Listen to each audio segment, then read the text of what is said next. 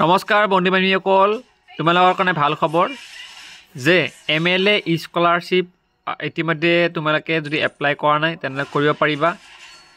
তোমালোকৰ মেট্ৰিক পৰীক্ষাৰ পিছতে তোমালোকে ৰিজাল্টৰ পিছত তোমালোকে জব জমা দিব লাগিব।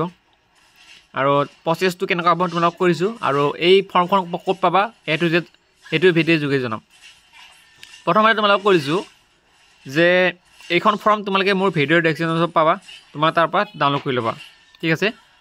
লগতে ইয়াতে যেতিয়া তোমালোকে নাম লিখিবা তেতিয়াহ'লে তোমালোকে কি কৰিবা, ব্লক লেটাৰেৰে লিখিবা, মানে ডাঙৰ ফলা লিখিবা আৰু কলা পেন ইউজ কৰিবা। ঠিক আছে, মানে ব্যৱহাৰ কৰিবা।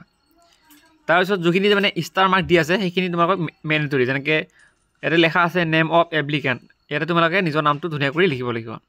তো ডেট অফ বাৰ্থ লিখিব লাগিব, জেণ্ডাৰ দিব লাগিব, গাৰ্জেন নেম, ঠিক আছে, গাৰ্জেন অকুপেশ্যন, ঠিক আছে, যাৰ খেতিয়ক হয় খেতিয়ক দিব, আৰু যোনে হাজিৰা কৰে, যাৰ মাক বাপেকে হাজিৰা কৰে তেখেতলোকে লেবাৰ দিব। ঠিক আছে।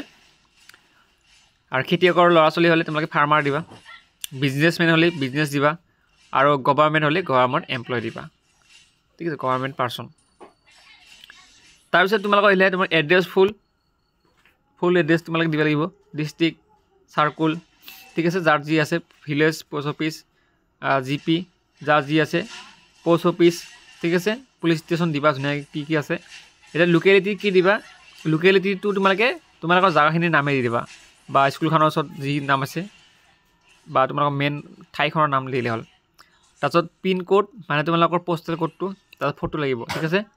কাষ্ট তোমালোকৰ জেনেৰেল হয় নেকি, ST হয় নে, ST প্লেন হয়, ST হিল, যি হয় যোনটো কাৰণ সেইটো দিবা।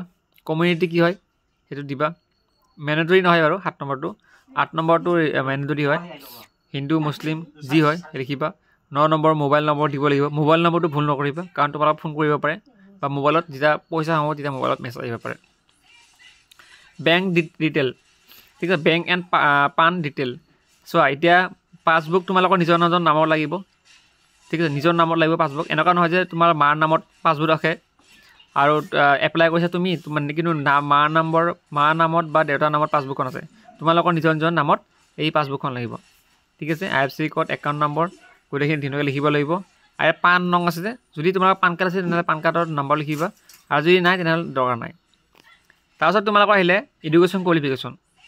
ঠিক আছে। এডুকেশ্যন কোৱালিফিকেশ্যন কি হ'ব তোমালোকে লিখিব লাগিব,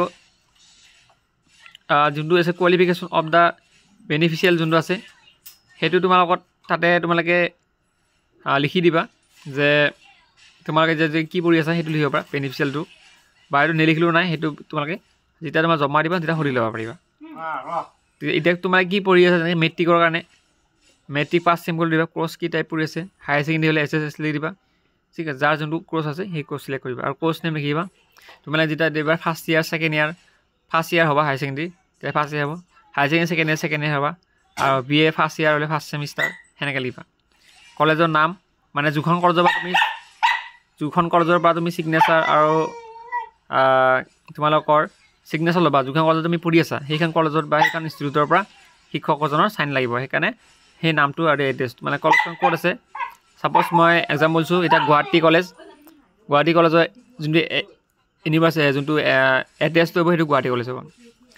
date of admission into the course, সেইটো তোমালোকে যেতিয়া এডমিশ্যন লোৱাৰ সময়ত তোমালোকৰ কি থাকিব, এটা ৰিচিপ্ট পাবা, সেই ৰিচিপ্টত লেখা থাকে তোমালোকৰ যোনটো এডমিশ্যন ডেটটো। ঠিক আছে। আগে 12 নম্বৰটো তোমালোকৰ হট এমপ্লয় আছে নেকি, বা এনেকুৱা মানে সেইটো বাৰু ভালকৈ বুজি পোৱা নাই মই। তোমালোকে যদি ঘৰত যদি গভৰ্ণমেণ্ট এমপ্লয় আছে যদি ইয়েছ দিবা, যদি নাই ন' দিবা। তোমালোকে আগে পাইছে এনেকুৱা গভৰ্ণমেণ্ট স্কিম পাইছা যদি ইয়েছ দিবা, যদি নাই ন'। ঠিক আছে। তাৰপিছত ID টাইপ, তোমালোকৰ ID টাইপত কি লাগিব মই তোমালোকক কৈ আছোঁ। তাৰপিছত ID নাম্বাৰ,